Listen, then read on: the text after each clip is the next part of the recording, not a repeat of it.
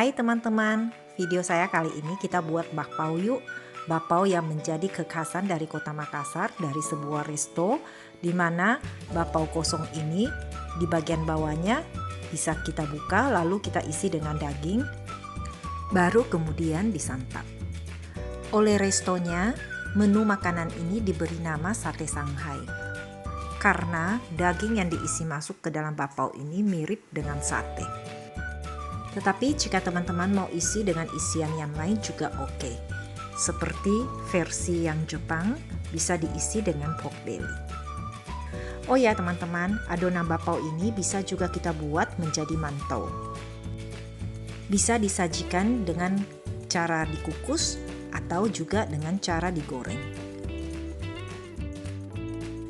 Nah, yuk teman-teman kita mulai langsung dengan bahan dan cara buatnya. Di sini kita menggunakan tepung terigu berprotein rendah ya. Saya menggunakan merek Kunci Biru. Turunkan terigu, terus tambahkan dengan tepung tangmien, juga gula pasir dan ragi. Kemudian kita putar, campur semua bahan kering ini supaya menjadi satu.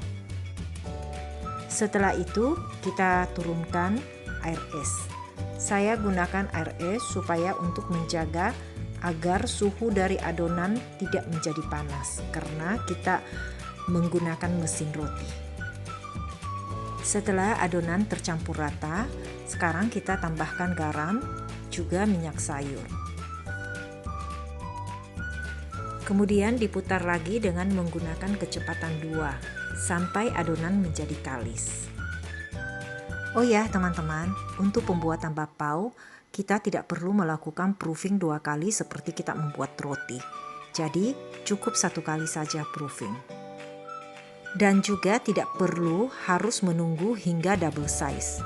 Karena bakpao ini melalui proses pengukusan. Jadi adonannya akan tetap mengembang dengan baik dan tetap juga lembut karena memiliki tingkat kelembaban yang cukup akibat terkena uap sewaktu dikukus. Beda dengan roti yang di oven. Nah, setelah adonan diputar kurang lebih 15-20 menit, kita cek ya adonannya sudah kalis atau tidak. Jika adonan bisa ditarik hingga tipis tanpa sobek, itu artinya sudah kalis ya teman-teman. Nah, setelah kalis kita keluarkan adonan dan pindahkan ke wadah yang lain.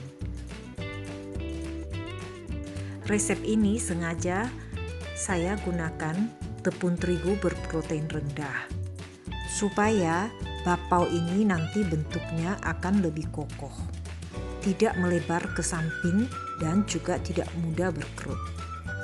Dan juga saya ada tambahkan dengan tepung tangmien supaya hasil bakpaonya lebih putih tanpa kita harus menggunakan zat pemutih. Nah, setelah adonan dipindahkan ke wadah lain, kita istirahatkan kurang lebih 5-10 menit saja dan langsung kita bisa bentuk. Jadi tidak perlu disimpan, menunggu sampai adonan mengembang menjadi 2 kali lipat. Nah, teman-teman, adonannya ini saya bagi 2. Satu bagian itu saya buat menjadi bakpao tanpa isi ala sate Shanghai dan setengah bagiannya itu saya buat menjadi mantau.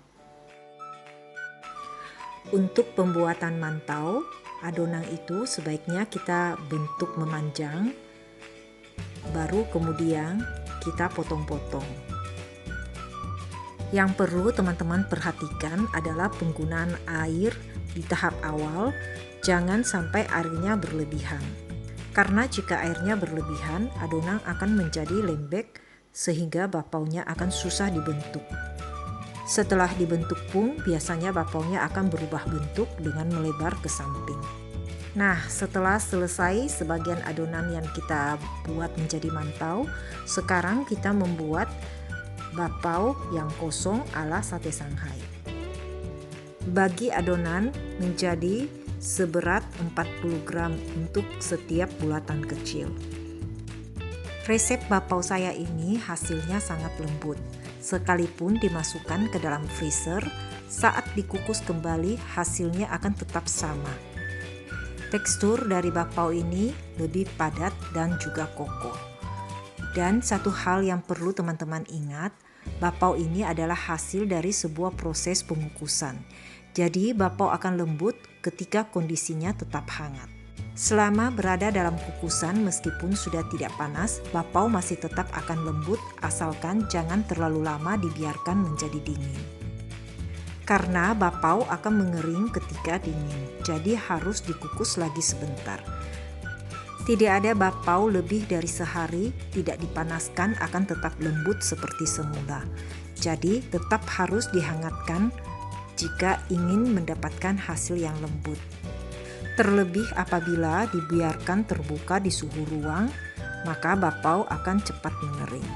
Karena itu sebaiknya teman-teman membungkus bakpao di dalam plastik atau di dalam wadah yang kedap dari udara. Dan saat mau disantap sebaiknya dikukus kembali atau di microwave.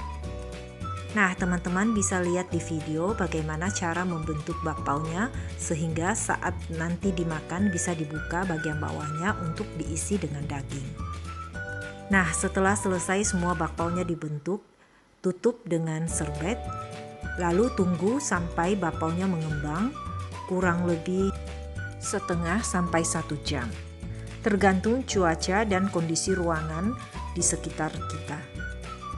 Jangan sampai overproofing supaya bakpaonya tidak berkerut.